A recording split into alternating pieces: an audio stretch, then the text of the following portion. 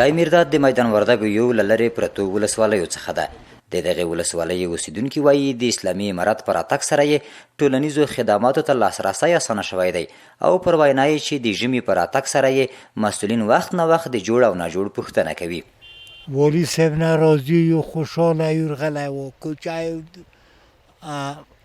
بران کوچه ولسوال و ارغلی میگید واگوی چهر ځای د خدای د کامیاب لیری. موږ یقینا ډېر خوشحاله یو شخصا د اوس کوم ځای کې موږ موقعیت لرو. دلته به موږ کله چې راغله دومره بیروبار به حتما به د یوه شهید جنازه وه.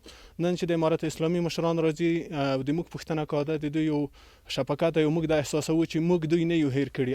د ژمي لومړۍ واورې له ورېدو سره د دغه ولایت مسؤلینو یو ځل بیا د دای میرداد ولسوالۍ د اوسیدونکو د ژمني وضعیت د ارزونې په موخه هلته سفر وکړ او د دغه سفر په لړ کې درې بېلابېلې پروژې د قطب پل، د ارک سړک او د سیلابونو له امله د اوبو پر مخ تړل شوي سیند پرانیسته وکړه.